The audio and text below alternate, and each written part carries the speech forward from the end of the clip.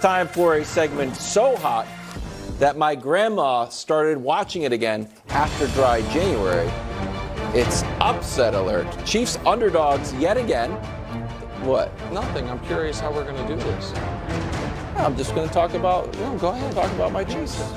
The line has moved to 2.5, which is disrespectful and bodes poorly for San Francisco. Mahomes as an underdog in his career, including the playoffs. He's 9-3 and he's 1-1 against the spread. Yards, 320s, 36 touchdowns, and 10 interceptions. So he's better as an underdog than as a favorite. Yes, it's very strange. Now, Broussard, I'm not going to ask you for your take here because we have all of next week. I am going to ask for an update on where you are in your take. This is a tough one. I will say this. I'm surprised the Niners are favored. I think the Chiefs should be favored. But I am finding ammunition for both teams. I'm deep in study. It's not a lot. Do you have a cough or something? Because you sound a little raspy. No, because I'm trying to figure out which. He's been staying up late studying. I'm really torn. His voice. Don't assume one way or the other. Because I still have a week. I'm going to assume. What are you assuming? I'm assuming that after all year talking about. Well, I haven't picked either one of these teams please, to win the Super Bowl. Please allow me. There's no flip-flop. My teams are out. Bro, please allow me to finish. After all year talking about what was wrong with the Chiefs, how they might be wasting Patrick Mahomes, picking against them in round 2, picking against them in round 3, you are 5 times bitten, 6 times shy. And now you want to pick the Chiefs. No, you want to finally have the safety and the comfort of knowing that the team that all year long someone told you they have arguably the best defense in football and inarguably the best quarterback in football, they probably shouldn't be considered and also ran. And so, of course. They played like it. Okay. But I don't know where I'm at yet. We'll figure it out. I got a lot of information flying around. The Niners are on upset alert. And the line to me just is almost Vegas and the betting public's priors going into the postseason about both of these teams. Because while the regular season does matter, I'm curious where you stand on it. I am much more interested, barring major health concerns on either side of the ball, how have you looked in this postseason? And the Chiefs have, you rolled your eyes at it when I said it the other day. It's not my number. According to DVOA, those smart football stats, the hardest path of playoff opponents since they've started doing it in 1981. I'm gonna roll my eyes again. That's fine. I'm just telling you that's what they've said. And the Chiefs, in my opinion, have looked excellent in all 3 playoff games in adverse circumstances. The Niners have been at home against a 7 seed, the youngest team in the league, and a Lions team in its first conference championship game in, 40 years for the franchise.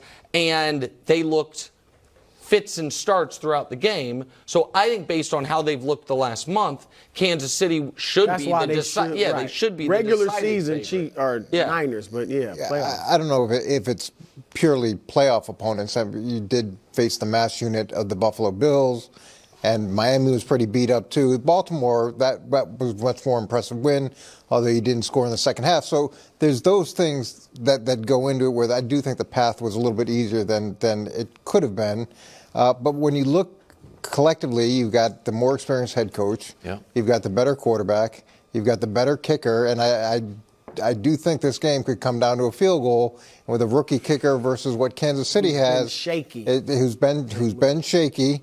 And it surprises me that San Francisco is favored. It doesn't make any sense. It should be the upset alert the other way as opposed to the way we're talking about it. Yeah, I agree. Now, here's the thing about upset alert. Yeah. Before I got on the show, it was literal. Upset alert. Yes. Yeah. Should you be on?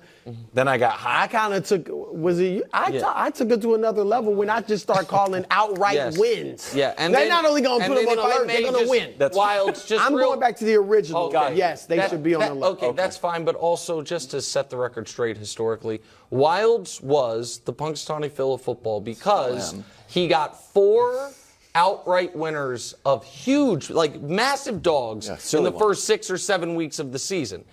He then let it go to his head. Yeah. got cowardly with his picks. The disease of more. Exactly. And since then, he has not gotten any of them right. Oh, really? Did I not call Chiefs over Bills? Okay, hold on. You, Brew, had an unprecedented run. You got 10 out of 16 correct in the regular season. That was hot. You then let it go to your head, and in the wild card round, divisional round, and conference championship round, all 3 times said there would be no upsets, even though literally half of the playoff games this year have been upsets. And so now, the only coach, you're our only hope for upset alert. They've both befouled themselves with it. What are you talking about? So, Wilds, you're out. You're not even on the Why am I graphic out? anymore. Brew seeded the ground. I'm holding no. It's coaches First are of all, on hope. Groundhog Day, you're going to do this? To me? Sorry, buddy. That is a very special 27-20 day. Chiefs. It's pretty obvious. That's my 27-20? That's my pencil pick. I'm going to break out the Sharpie pick next week. 27-20 Chiefs. I'm just shocked that they're underdogs. I thought that the power of Mahomes would trump everything. And here's the one thing. And the way the Niners have looked. They haven't looked great. You ready to make a pick or not? No. Okay, I got a whole week. I thought the floor was mine, but you want to get your Chiefs take into mine. No, the question I had for you, Coach, was the thing that made me super confident in the Chiefs was when Andy Reid started to talk about their plan between the AFC Conference Championship game and the Super Bowl. He's like, yeah, we're going to have a few days off and then a little bit of practice like we've done it before.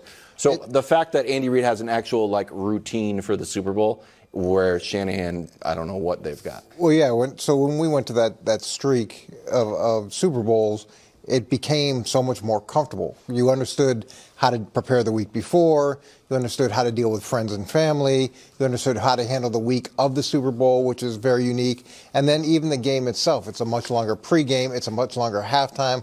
When you're not experiencing that stuff for the first time, especially at those key positions, it's a huge edge because you can burn yourself out before the game, you can burn yourself out at halftime, and when you understand what's coming and how it unfolds, it's a totally different feeling than when we were there the first time.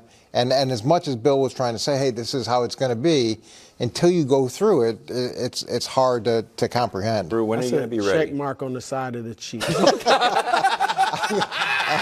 I'm glad you're keeping that. Right. Yeah, I don't believe him. Oh. You think he's outright I believe making him. something Why would you up? not believe him? Because we know what they then did. It's not about Trey Lance. I totally believe that maybe Shanahan liked Brock Purdy more than Trey Lance. That I absolutely believe. But what Jed York is trying to sell us a bill of goods on is that Kyle Shanahan, last preseason or training camp, believed Brock Purdy could be their best quarterback. So then why, after literally locking him out of the building, did you re-sign Jimmy Garoppolo and then, when Trey Lance went down, play Jimmy Garoppolo, and then, when Jimmy Garoppolo had a really rough stretch, including the self-safety that we laughed at, the fumble, the pick six, all in one game, in back-to-back losses, not then be like, you know what? This quarterback that I think's awesome all along is sitting right there. Already. So I don't believe, I want to be very clear, I do not believe that. I believe that he liked him more than Trey. That I believe. I don't believe that Kyle Shanahan went to Jed York and said, our third string quarterback's our best guy. And then 2 weeks later when the starter went down, he's like, but by the way, still won't play him. And then a month later when Jimmy Garoppolo was going full Jimmy Garoppolo, Kyle was like, don't worry, I have a plan. Still not playing him. It doesn't make sense. No, so you have a good football team, and you've drafted a guy with the last pick in the draft, and you're watching it at practice, and it's unfolding the way it's unfolding, and then you've got to go explain to the owner that this guy that you paid $25 million over the last 2 years, and you gave him 3 first-round draft picks, isn't developing the way you want to, and Jimmy G, has been Jimmy G. He's explaining that now. He's setting that up. But you're still looking at it as Jimmy G has won for us, and now we can get him back at a discount, so that makes sense. You don't want to go off of Trey because you've invested so much in him. So even though your eyes are telling you one thing, you still have to get past the fact of where you drafted the guy. The guy is a rookie. You have a good team. You probably have a better chance to win with a veteran than you do with a rookie. And I think he was setting it up if he had to go to it, but also trying ways to navigate through that. Yeah, I'm with Coach on this. I think it's very plausible that this is what happened. And when we know that Trey Lance was injured, so didn't get much time with this team, all right, as far as starting games. But he did start 3, and here are the numbers for his 3 starts where he finished the game, and Purdy's first 3 starts. My point, obviously Purdy's numbers are way better. My point is, if we say, well, Trey, he had to get used to the offense and everything, same thing with Purdy. Like this is when Purdy had wasn't used to the offense, was stepping in to a tough situation with the injuries. First start was Kansas City, actually. That was a game he got as reserve. That was the first. No, right, with Christian McCaffrey was that the first. and they got blown out. His first start was against Tom Brady, right? Right, Tampa Bay. Yeah. So I'm just saying, Purdy showed right away that he could play, and Trey didn't. So it makes sense to me. That's fine, but none of that explains the Jimmy Garoppolo 2 months of their season. Well, like you said, they knew they could win with Garoppolo. They had won with him, and they had a team that they felt like could still win. And when you're playing a rookie, there's going to be growing pains. Typically, there's a lot more growing pains than what he's shown. This felt a lot, and I love the guy, but a lot like LeBron being like, hey, I saw this before anybody else type of thing. That's what it felt like to me, that Jed York being like, felt more like, hey, I got to tell the owner I blew this gigantic investment we just made, so I better give it to him in little chunks. No shots at LeBron in the show.